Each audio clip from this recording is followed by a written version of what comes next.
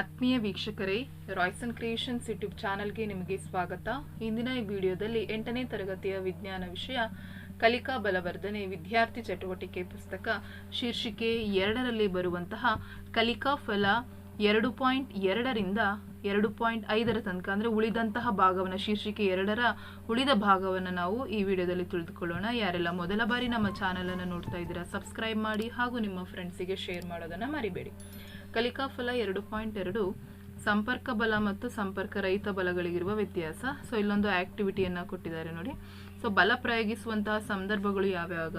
ತೂಕವಾದ ವಸ್ತುವನ್ನು ಎತ್ತುವಾಗ, ಅಯಸ್ಕಾಂತ ಕಬ್ಬಿಣವನ್ನು ಆಕರ್ಷಿಸುತ್ತದೆ, ಬೈಕನ್ನು ತಳ್ಳೋದು, ಕ್ರಿಕೆಟ್ ಬಾಲ್ ನೆಲದ ಮೇಲೆ ಉರುಳ್ತಾ ಹೋಗಿ ನಿಂತ್ಕೊಳ್ಳೋದು. ಸೊ ಇವೆಲ್ಲ ಸಂಪರ್ಕ ಬಲವನ್ನು ಪ್ರಯೋಗಿಸುವ ಸಂದರ್ಭಗಳು.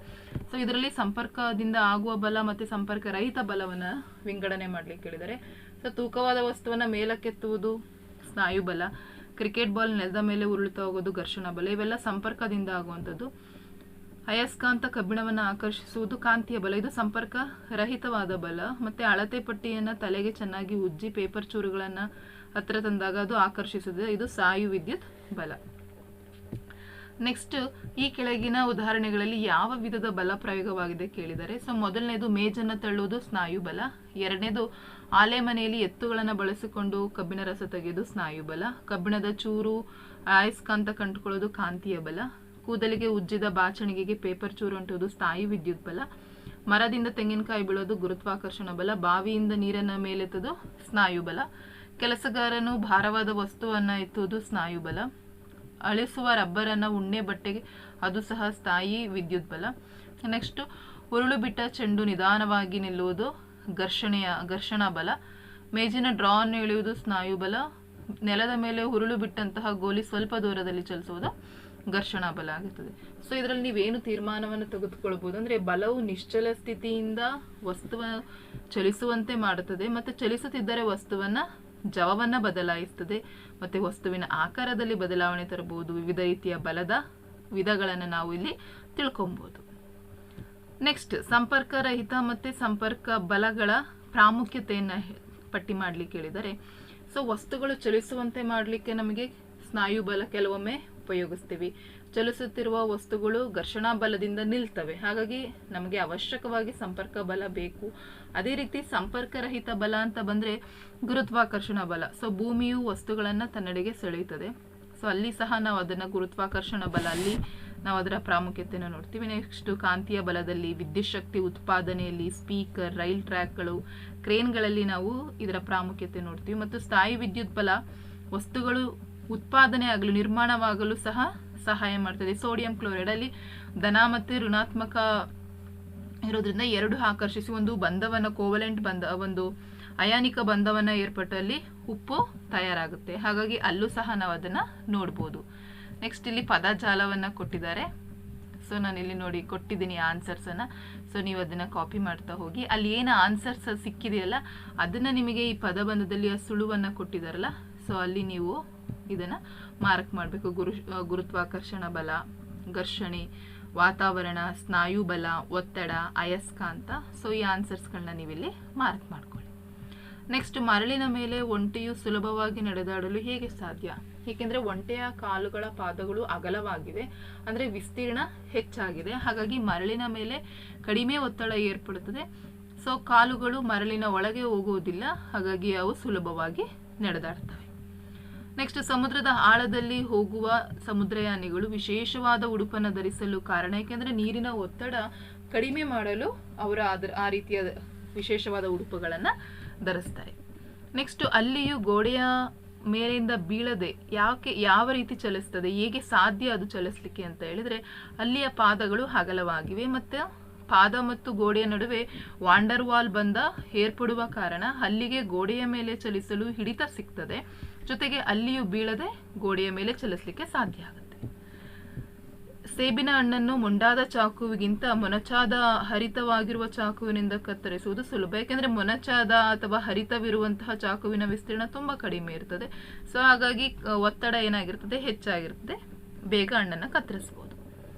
ನೆಕ್ಸ್ಟ್, ಸಾಮಾನ್ಯವಾಗಿ ಭಾರವಾದ ವಸ್ತುಗಳನ್ನು ತಲೆಯ ಮೇಲೆ ಹೊತ್ತುಕೊಳ್ಳುವಾಗ ತಲೆಯ ಮೇಲೆ ಬಟ್ಟೆಯನ್ನು ವೃತ್ತಾಕಾರದಲ್ಲಿ ಸುತ್ತಿಕೊಳ್ಳುತ್ತಾರೆ, ಯಾಕೆ?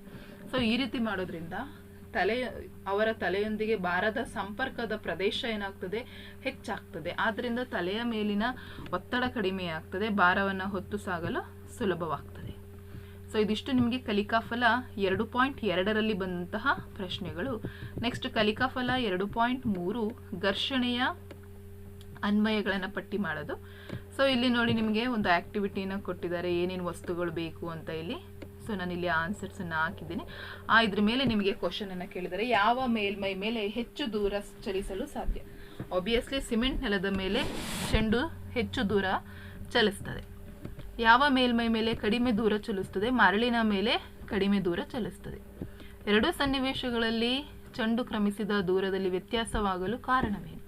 ಸೊ ಸಿಮೆಂಟ್ ನೆಲದ ಮೇಲೆ ನೆಲವು ಮರಳಿನ ನೆಲಕ್ಕೆ ಹೋಲಿಸಿದ್ರೆ ಹೆಚ್ಚು ನುಣುಪಾಗಿರುವ ಕಾರಣ ಘರ್ಷಣೆ ಕಡಿಮೆ ಇರ್ತದೆ. ಸೊ ನುಣುಪಾಗಿದ್ದಷ್ಟು ಘರ್ಷಣೆ ಕಡಿಮೆ ಇರೋದ್ರಿಂದ ಮರಳು ಹೊರಟಾಗಿರ್ತದೆ, ಘರ್ಷಣೆ ಹೆಚ್ಚಾಗಿರ್ತದೆ. ಹಾಗಾಗಿ ಚೆಂಡು ಕ್ರಮಿಸಿದ ದೂರದಲ್ಲಿ ವ್ಯತ್ಯಾಸ ಇರುತ್ತೆ.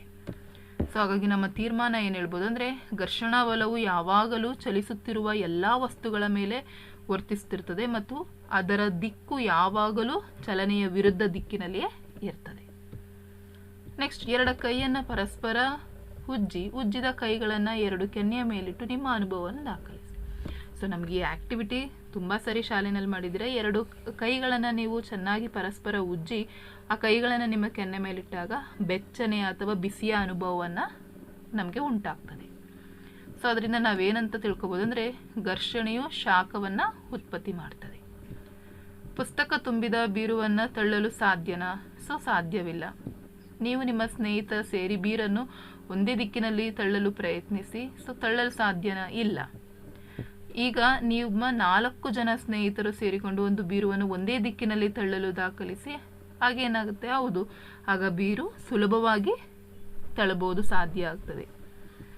ನೆಕ್ಸ್ಟ್ 4ನೇ ಪ್ರಶ್ನೆ, ಮೊದಲ 2 ಪ್ರಯತ್ನದಲ್ಲಿ ಬೀರನ್ನು ತಳ್ಳಲು ಸಾಧ್ಯವಾಗದಿರಲು ಕಾರಣವೇನು? ಏಕೆಂದರೆ ಬೀರುವಿನ ತೂಕ ಹೆಚ್ಚಿರೋದ್ರಿಂದ ಹಾಗೂ ಘರ್ಷಣಾ ಬಲ ನಾವು ಹಾಕುತ್ತಿದ್ದ ಬಲಕ್ಕಿಂತಲೂ ಹೆಚ್ಚಾಗಿದ್ದ ಕಾರಣ ಬೀರುವನ್ನು ತಳ್ಳಲು ಸಾಧ್ಯವಿಲ್ಲ. ಸೊ ಹಾಗಾಗಿ ನಮ್ಮ ತೀರ್ಮಾನ ಏನಂತ ಹೇಳಿದ್ರೆ, ಘರ್ಷಣಾ ಬಲವು ಯಾವಾಗಲೂ ಚಲನೆಯ ವಿರುದ್ಧ ದಿಕ್ಕಿನಲ್ಲಿರುತ್ತದೆ ಹಾಗೂ ಬಲದಿಂದ ನಿಶ್ಚಲ ಸ್ಥಿತಿಯಿಂದ ವಸ್ತುವನ್ನು ಚಲಿಸುವಂತೆ ಮಾಡ್ತದೆ. ನೆಕ್ಸ್ಟ್ ಇಲ್ಲೂ ಸಹ ಪದಜಾಲ ಇದೆ. ಸೊ 2 ಸಮಾಂತರ ಸಮತಲಗಳ ನಡುವಿನ ಚಲನೆಯನ್ನು ವಿರೋಧಿಸುವಂಥದ್ದು ಘರ್ಷಣೆ. ಇದನ್ನು ಬಳಸುವುದರಿಂದ ಘರ್ಷಣೆ ಕಡಿಮೆ ಮಾಡಬಹುದು. ಸೊ ನುಣುಪು ಪ್ರಕಾರ ಈ ಪೌಡರ್ಸ್, ಈಗ ನೀವು ಈ ನುಣುಪಾಗಿರುವಂತಹ ಮೇಲ್ಮೈಯನ್ನು ಮಾಡಲಿಕ್ಕೆ ನಾವು ಪೌಡರ್ಸ್ಗಳನ್ನು ಹೆಚ್ಚಾಗಿ ಬಳಸ್ತೀವಿ, ಅಂಥವನ್ನು ಬಳಸೋದ್ರಿಂದ ಘರ್ಷಣೆಯನ್ನು ಕಡಿಮೆ ಮಾಡ್ಬೋದು. ಸೊ ನೆಕ್ಸ್ಟ್ ನಾನು ನಿಮಗಿಲ್ಲಿ ಆನ್ಸರ್ಸನ್ನು ಕೊಟ್ಟಿದ್ದೀನಿ ಮಕ್ಕಳ. ಈ ಆನ್ಸರ್ಸನ್ನು ನೀವು ಬರ್ಕೊಂಡು ಈ ಪದಬಂಧದಲ್ಲಿ ಅವುಗಳನ್ನು ಗುರುತಿಸಬೇಕು. ಸಂಪರ್ಕ ಬಲ, ಹೊರಟುಗೊಳಿಸು, ಘರ್ಷಣೆ, ಕೀಲೆಣ್ಣೆ, ನುಣುಪಾಕಾರ, ನೆಕ್ಸ್ಟ್ ಬೇರಿಂಗ್, ಶಾಖ.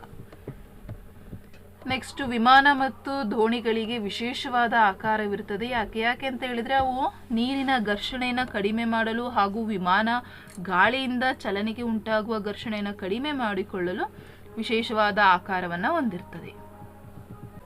ಯಂತ್ರಗಳಲ್ಲಿ ಬಾಲ್ ಬೇರಿಂಗ್ ಅಳವಡಿಸುತ್ತಾರೆ ಏಕೆ? ಯಂತ್ರಗಳಲ್ಲಿ ಬಾಲ್ ಬೇರಿಂಗ್ಗಳು ಉರುಳು ಘರ್ಷಣೆಯನ್ನು ಕಡಿಮೆ ಮಾಡಿ ಯಂತ್ರಗಳು ಸುಲಭವಾಗಿ ಚಲಿಸುವಂತೆ ಮಾಡ್ತವೆ. ಕ್ರೀಡಾಪಟುಗಳು ಸ್ಪೈಕ್ಸ್ ಇರುವ ಬೂಟನ್ನು ಹೆಚ್ಚಾಗಿ ಬಳಸ್ತಾರೆ. ಯಾಕೆ ಅಂತ ಹೇಳಿದ್ರೆ, ಸ್ಪೈಕ್ಸ್ಗಳು ಬೂಟುಗಳು ಮತ್ತು ನೆಲದ ನಡುವಿನ ಘರ್ಷಣೆಯನ್ನು ಹೆಚ್ಚಿಸುವುದರ ಮೂಲಕ ಓಡುವಾಗ ಹೆಚ್ಚು ಹಿಡಿತವನ್ನು ಅದು ನೀಡುತ್ತದೆ. ಲಗೇಜ್ ಬ್ಯಾಗ್ಗಳಿಗೆ ಚಕ್ರಗಳನ್ನು ಜೋಡಿಸ್ತಾರೆ. ಯಾಕೆ ಅಂತ ಹೇಳಿದ್ರೆ, ಅವುಗಳನ್ನ ಸುಲಭವಾಗಿ ನಾವು ಎಳೆದೊಯ್ಯಬಹುದು. ಉರುಳುವಿಕೆಯ ಘರ್ಷಣೆಯಲ್ಲಿ ಕಡಿಮೆಗೊಳಿಸ್ತದೆ. ಹಾಗಾಗಿ ಲಗೇಜ್ ಬ್ಯಾಗ್ಗಳಲ್ಲಿ ಹೆಚ್ಚಾಗಿ ಅದನ್ನು ಬಳಸ್ತಾರೆ. ಬಟ್ಟೆಯಲ್ಲಿರುವ ಯಂತ್ರಗಳಿಗೆ ಆಗಾಗ ಕೀಲೆಣ್ಣೆಗಳನ್ನು ಹಾಕ್ತಾರೆ. ಯಾಕೆಂದರೆ ಕೀಲೆಣ್ಣೆ ಹಾಕೋದ್ರಿಂದ ಘರ್ಷಣೆಯನ್ನು ಕಡಿಮೆಗೊಳಿಸ್ಬೋದು. ಸೊ ಹಾಗಾಗಿ ಸುಗಮವಾಗಿ ಚಲಿಸುವಂತೆ ಮಾಡ್ತದೆ ಮತ್ತು ಯಂತ್ರದ ಸವೆತ ಮತ್ತು ಶಬ್ದವನ್ನು ಅದು ಕಡಿಮೆ ಮಾಡುತ್ತೆ. ಕೇರಂ ಆಟದ ಬೋರ್ಡ್ ಮೇಲೆ ಆಟವಾಡುವ ಮೊದಲು ನುಣುಪಾದ ಪೌಡರನ್ನು ಬಳಸ್ತಾರೆ. ಯಾಕೆಂತ ಹೇಳಿದ್ರೆ, ಆ ನುಣುಪಾದ ಪೌಡರನ್ನು ಉದುರಿಸೋದ್ರಿಂದ ಕೇರಂ ಪಾನ್ಗಳು ಸುಲಭವಾಗಿ ಜಾರುವಂತೆ ಮಾಡಬಹುದು. ಪಾನ್ ಮತ್ತು ಬೋರ್ಡ್ನ ನಡುವಿನ ಘರ್ಷಣೆ ಕಡಿಮೆ ಆಗ್ತದೆ. ನೆಕ್ಸ್ಟ್, ಘರ್ಷಣೆಯನ್ನು ಮಿತ್ರ ಮತ್ತು ಶತ್ರು ಎಂದು ಕರೀತಾರೆ. ಯಾಕೆ ಅಂತ ಹೇಳಿದ್ರೆ, ನಾವು ಕೆಲಸಗಳನ್ನು ಮಾಡಲು, ವಸ್ತುಗಳನ್ನು ಹಿಡಿಯಲು, ನಡೆದಾಡಲು ಘರ್ಷಣೆ ಸಹಾಯಕ. ಸೊ ಅದು ಶತ್ರು. ಯಾಕೆ ಅಂತ ಹೇಳಿದ್ರೆ, ಬಾಲ್ ಬೇರಿಂಗ್ ಅಥವಾ ಬೂಟಿನ ತಳದ ಅಂಟುಗಳಂತಹ ವಸ್ತುಗಳು ಸವೆದು ಹೋಗ್ತವೆ. ಹಾಗಾಗಿ ಅದು ಶತ್ರುನೂ ಹೌದು, ಮಿತ್ರನೂ ಹೌದು. ಸೊ ಇದಿಷ್ಟು ಮಕ್ಕಳ ನಿಮಗೆ 2.3ರಲ್ಲಿ ಬರುವಂತಹ ಪ್ರಶ್ನೆಗಳು. ನೆಕ್ಸ್ಟ್ ಕಲಿಕಾಫಲ 2.4 ಶಬ್ದದ ಬಗ್ಗೆ ನಿಮಗೆ ಸಂಬಂಧಪಟ್ಟಂಥದ್ದು. ಸೊ ಇಲ್ಲಿ ನಿಮಗೆ ಒಂದು ಆಕ್ಟಿವಿಟಿಯನ್ನು ಮಾಡಲಿಕ್ಕೆ ಕೇಳಿದ್ದಾರೆ. ಸೊ ಈ ಆಕ್ಟಿವಿಟಿಯನ್ನು ಮಾಡಿ ನೀವು ಇಲ್ಲಿ ಉತ್ತರವನ್ನು ಬರೀಬೇಕು. ಸೊ ನಮಗೆ ಈ ಆಕ್ಟಿವಿಟಿಯನ್ನು ಮಾಡಿದಾಗ ನಮಗೆ ಆಗುವಂಥ ಅನುಭವ ಏನಪ್ಪ ಹೇಳಿದ್ರೆ, ಗಾಳಿಯನ್ನು ಎಳೆದುಕೊಳ್ಳುತ್ತಿದ್ದಂತೆ ಶಬ್ದ ಅಸ್ಪಷ್ಟವಾಗ್ತದೆ, ಮತ್ತು ಲೋಟವನ್ನು ಬಾಯಿಂದ ತೆಗೆದಾಗ ಮತ್ತೆ ಶಬ್ದವು ಹೆಚ್ಚಾಗ್ತದೆ. ನೆಕ್ಸ್ಟ್, ಲೋಟದಲ್ಲಿ ಗಾಳಿಯನ್ನು ಸಂಪೂರ್ಣವಾಗಿ ಹೀರಿಕೊಳ್ಳಲು ಆಗದಿದ್ದರೆ ಶಬ್ದವು ಸ್ವಲ್ಪ ಕೇಳಿಸದಿರಲು ಸಾಧ್ಯವೇ? ವಿವರಿಸಿ. ಹೌದು, ಲೋಟದಲ್ಲಿರುವಂತಹ ಎಲ್ಲ ಗಾಳಿಯನ್ನು ಹೀರಿಕೊಂಡ್ರೆ ನಿರ್ವಾತ ಏರ್ಪಡ್ತದೆ, ಆಗ ಶಬ್ದವು ಸ್ವಲ್ಪವೂ ಕೇಳಿಸೋದಿಲ್ಲ, ಯಾಕೆಂದರೆ ನಿರ್ವಾತದಲ್ಲಿ ಶಬ್ದ ಪ್ರಸಾರ ಆಗೋದಿಲ್ಲ. ಸೊ ಹಾಗಾಗಿ ನಮ್ಮ ತೀರ್ಮಾನ ಏನಂದರೆ ಶಬ್ದ ಪ್ರಸಾರಕ್ಕೆ ಮಾಧ್ಯಮದ ಅವಶ್ಯಕತೆ ಇದೆ. ನೆಕ್ಸ್ಟ್ ಮುಂದಿನ ಆಕ್ಟಿವಿಟಿ, ಇಲ್ಲಿ ನಿಮಗೆ ಏನೇನೆಲ್ಲ ಆಕ್ಟಿವಿಟಿ ಕೈಗೊಳ್ಳಲಿಕ್ಕೆ ಬೇಕು, ವಸ್ತುಗಳು ಯಾವ ರೀತಿ ಮಾಡಬೇಕು ಅಂತ ಹೇಳಿದ್ದಾರೆ. ಸೊ ಅದನ್ನು ಮಾಡಿದಾಗ ನಿಮಗೆ ತೀರ್ಮಾನವನ್ನು ಏನು ಸಿಗುತ್ತೆ ಅಂದರೆ ಶಬ್ದವು ದ್ರವಗಳ ಮೂಲಕನೂ ಸಹ ಪ್ರಸಾರ ಆಗ್ತದೆ. ನೆಕ್ಸ್ಟ್ ಮುಂದಿನ ಆಕ್ಟಿವಿಟಿ, ಸೊ ಇಲ್ಲಿ ಘನಗಳ ಮೂಲಕ, ಸೊ ಘನದಲ್ಲಿ ಶಬ್ದ ಪ್ರಸಾರ ಆಗುತ್ತಾ, ಸೊ ಅದಕ್ಕೂ ಸಹ ಯಾವ ರೀತಿ ಮಾಡಬೇಕು ಆಕ್ಟಿವಿಟಿ, ಪೇಪರ್ ಕಪ್ಪನ್ನು ಬಳಸ್ಕೊಂಡು ಯಾವ ರೀತಿ ಮಾಡಬೇಕು ಅಂತ ಹೇಳಿದ್ದಾರೆ. ಸೊ ಅಲ್ಲೂ ನಾವು ಮಾಡಿದಾಗ ನಾವು ಏನನ್ನ ಅಲ್ಲಿ ಗ್ರಹಿಸ್ತೀವಿ ಅಂತ ಹೇಳಿದ್ರೆ, ಇಲ್ಲಿ ಈ ಪ್ರಕ್ರಿಯೆಯಲ್ಲಿ ಶಬ್ದ ಹೇಗೆ ಉತ್ಪತ್ತಿ ಆಗುತ್ತೆ ಮತ್ತು ಪ್ರಸಾರ ಆಗುತ್ತೆ ಕೇಳಿದರೆ, ಶ್ವಾಸಕೋಶಗಳು ಗಾಳಿಯನ್ನು ಸೀಳು ಖಂಡಿಯ ಮೂಲಕ ಚಲಿಸುವಂತೆ ಮಾಡಿದಾಗ ಧ್ವನಿ ತಂತುಗಳು ಕಂಪಿಸಿ ಶಬ್ದವನ್ನು ಉಂಟು ಮಾಡುತ್ತದೆ. ಶಬ್ದವು ದಾರದ ಮೂಲಕ ಪ್ರಸಾರವಾಗ್ತದೆ. ಇಲ್ಲಿ ಘನವಸ್ತುವಿನ ಮೂಲಕ ಶಬ್ದ ಪ್ರಸಾರವಾಗಿದೆ. ಸೊ ಹಾಗಾಗಿ ಇಲ್ಲಿ ನಾವು ಏನು ತೀರ್ಮಾನ ತೆಗೆದುಕೊಳ್ತೀವಿ ಅಂದರೆ, ಕಂಪಿಸುವ ವಸ್ತುಗಳು ಶಬ್ದವನ್ನು ಉತ್ಪತ್ತಿ ಮಾಡುತ್ತವೆ ಮತ್ತು ಆ ಶಬ್ದವು ಮಾಧ್ಯಮದಲ್ಲಿ ಎಲ್ಲ ದಿಕ್ಕುಗಳಿಗೂ ರವಾನೆ ಆಗ್ತವೆ. ಸೊ ಮುಂದಿನ ಚಟುವಟಿಕೆ ಇಲ್ಲೊಂದು ಕೊಟ್ಟಿದ್ದಾರೆ. ಇಲ್ಲಿ ಸ್ಟೀಲ್ ತಟ್ಟೆ ಮತ್ತು ಸ್ಟೀಲ್ ಚಮಚವನ್ನು ಬಳಸ್ಕೊಂಡು ಮಾಡ್ಲಿಕ್ಕೆ ಹೇಳಿದ್ದಾರೆ. ಸೊ ತಟ್ಟೆಯನ್ನು ಚೆನ್ನಾಗಿ ಬಾರಿಸಿದಾಗ ಏನಾಗುತ್ತೆ, ಸೊ ತಟ್ಟೆ ಕಂಪಿಸೋದು ಅನುಭವ ಆಗುತ್ತದೆ. ಕಂಪಿಸುವ ವಸ್ತುಗಳು ಯಾವಾಗಲೂ ಶಬ್ದವನ್ನು ಉಂಟು ಮಾಡ್ತದೆ. ನೆಕ್ಸ್ಟ್ ಮುಂದಿನ ಚಟುವಟಿಕೆಯಲ್ಲಿ ಶ್ರುತಿಕವೆ ಮತ್ತು ಮರದ ತೆಳುವಾಲಗೆ ಮತ್ತು ಅಥವಾ ರಬ್ಬರ್ ಬ್ಯಾಂಡನ್ನು ತೆಗೆದುಕೊಂಡು ಒಂದು ಆಕ್ಟಿವಿಟಿಯನ್ನು ಮಾಡಲಿಕ್ಕೆ ಹೇಳಿದ್ದಾರೆ. ಸೊ ಅಲ್ಲಿ ಆವೃತ್ತಿ ಹೆಚ್ಚು ಇದ್ದರೆ ಶಬ್ದ ತೀವ್ರವಾಗಿರ್ತದೆ. ಸೊ ಹಾಗಾಗಿ ಹೆಚ್ಚಿನ ಸ್ಥಾಯಿಯನ್ನು ಹೊಂದಿರ್ತದೆ. ಕಂಪನದ ಆವೃತ್ತಿಯು ಕಡಿಮೆ ಇದ್ದರೆ ಆಗ ಶಬ್ದವೂ ಸಹ ಕಡಿಮೆ ಸ್ಥಾಯಿಯನ್ನು ಹೊಂದಿರ್ತದೆ. ಸೊ ನೆಕ್ಸ್ಟ್ ನಮ್ಗೆ ಇಲ್ಲೊಂದು ಪದಜಾಲವನ್ನು ಕೊಟ್ಟಿದ್ದಾರೆ. ಸೊ ಅದಕ್ಕೆ ಕಂಪ್ಲೀಟ್ ನಾನು ಆನ್ಸರ್ಸನ್ನು ಕೊಟ್ಟಿದ್ದೀನಿ ನೋಡಿ ನಾನು ನಿಮಗಿಲ್ಲಿ. ಸೊ ಇದನ್ನು ನೀವು ವಿಡಿಯೋನ ಪಾಸ್ ಮಾಡಿಕೊಂಡು ಆನ್ಸರನ್ನು ಬರ್ಕೊಳ್ಳಿ. ತದನಂತರ ನೀವು ಅಲ್ಲಿ ಏನು ಆನ್ಸರ್ಸನ್ನು ಬರೆದಿದ್ದೀರಾ, ಇಲ್ಲಿ ನೀವು ಈ ಪದಜಾಲ ಕೊಟ್ಟಿದ್ದಾರೆ ನೋಡಿ, ಇಲ್ಲಿ ಆವೃತ್ತಿ, ಕಂಪನ, ನಿರ್ವಾತ, ಮಾಧ್ಯಮ, ಅರ್ಡ್ಸ್, ಶ್ರವ್ಯ. ಸೊ ಈ ರೀತಿ ಇವೆಲ್ಲ ಆನ್ಸರ್ಸ್ಗಳನ್ನು ನೀವಿಲ್ಲಿ ಮಾರ್ಕ್ ಮಾಡಬೇಕಾಗುತ್ತೆ. ನೆಕ್ಸ್ಟ್ ಲಾಸ್ಟ್, ಚಂದ್ರನ ಮೇಲೆ ಗಗನಯಾತ್ರಿಗಳು ಒಬ್ಬರ ಮಾತನ್ನು ಇನ್ನೊಬ್ಬರು ಆಲಿಸಲು ಸಾಧ್ಯವಿಲ್ಲ, ಯಾಕೆಂದರೆ ಶಬ್ದ ಪ್ರಸಾರ ಆಗಲಿಕ್ಕೆ ಮಾಧ್ಯಮ ಬೇಕೇ ಬೇಕು. ಸೊ ಮಾಧ್ಯಮ ಇಲ್ಲದ ಕಾರಣ ಅವರು ಅದನ್ನು ಕೇಳಲಿಕ್ಕೆ ಸಾಧ್ಯ ಆಗೋದಿಲ್ಲ. ವಾತಾವರಣದಲ್ಲಿ ಒಣ ಹವೆ ಇರುವ ದಿನಕ್ಕಿಂತ ಹೆಚ್ಚು ಆರ್ದ್ರತೆ ಇರುವ ದಿನಗಳಲ್ಲಿ ಶಬ್ದದ ಜವ ಹೆಚ್ಚಾಗಿರ್ತದೆ. ಯಾಕೆಂತ ಹೇಳಿದ್ರೆ ದ್ರವ ಮಾಧ್ಯಮದಲ್ಲಿ ಅನಿಲ ಮಾಧ್ಯಮಕ್ಕಿಂತ ತುಂಬ ವೇಗವಾಗಿ ಚಲಿಸ್ತದೆ. ಗಡಿಯಾರದ ಟಿಕ್ ಟಿಕ್ ಶಬ್ದವನ್ನು ಬೆಳಗಿನ ಸಮಯಕ್ಕಿಂತ ರಾತ್ರಿ ಸಮಯದಲ್ಲಿ ಸ್ಪಷ್ಟವಾಗಿ ಕೇಳುತ್ತೇವೆ. ಯಾಕೆಂದರೆ ರಾತ್ರಿ ಸಮಯದಲ್ಲಿ ಬೇರೆ ಯಾವುದೇ ಶಬ್ದವಿರದ ಕಾರಣ ಬೆಳಕಿನ ಸಮಯಕ್ಕಿಂತ ರಾತ್ರಿ ಗಡಿಯಾರದ ಟಿಕ್ ಟಿಕ್ ಶಬ್ದ ಕೇಳುತ್ತೇವೆ. ನೆಕ್ಸ್ಟ್, ಪ್ರತಿಯೊಬ್ಬ ವ್ಯಕ್ತಿಯ ಧ್ವನಿ ಅನ್ಯವಾಗಿರಲು ಕಾರಣವೇನು? ಏಕೆಂದರೆ ಧ್ವನಿ ತಂತುಗಳ ಉದ್ದವು ಬೇರೆ ಬೇರೆನೇ ಆಗಿರುತ್ತೆ. ಒಬ್ಬ ವ್ಯಕ್ತಿಯಿಂದ ಇನ್ನೊಬ್ಬ ವ್ಯಕ್ತಿಗೆ ಬೇರೆ ಬೇರೆ ಆಗಿರುತ್ತೆ. ಹಾಗಾಗಿ ಪ್ರತಿಯೊಬ್ಬ ವ್ಯಕ್ತಿಯ ಧ್ವನಿ ಅನನ್ಯವಾಗಿರುತ್ತೆ. ಮಿಂಚು ಕಾಣಿಸಿದ ಕೆಲವು ಸೆಕೆಂಡುಗಳ ನಂತರ ಗುಡುಗಿನ ಶಬ್ದ ಕೇಳಿಸಲು ಕಾರಣ, ಯಾಕೆಂದರೆ ಶಬ್ದದ ವೇಗವು ಬೆಳಕಿನ ವೇಗಕ್ಕಿಂತ ಕಡಿಮೆ ಆಗಿರ್ತದೆ. ಸೊ ಇದಿಷ್ಟು ಮಕ್ಕಳ ನಿಮ್ಮ ಕಲಿಕಾಫಲ 2.5ರಲ್ಲಿ ಬರುವಂತಹ ಪ್ರಶ್ನೆಗಳ ಉತ್ತರಗಳು. ಸೊ ಇದಿಷ್ಟು ನಿಮ್ಮ ಶೀರ್ಷಿಕೆ 2ರಲ್ಲಿ ಬಂದಂತಹ ಪ್ರಶ್ನೆಗಳಿಗೆ ಉತ್ತರಗಳಾಗಿರ್ತವೆ. ಸೊ ಯಾರೆಲ್ಲ ಮೊದಲ ಬಾರಿ ನಮ್ಮ ಚಾನಲ್ ನೋಡಿದ್ರೆ ಸಬ್ಸ್ಕ್ರೈಬ್ ಮಾಡಿ ಹಾಗೂ ನಿಮ್ಮ ಫ್ರೆಂಡ್ಸಿಗೆ ಶೇರ್ ಮಾಡೋದನ್ನು ಮರಿಬೇಡಿ. Thank you.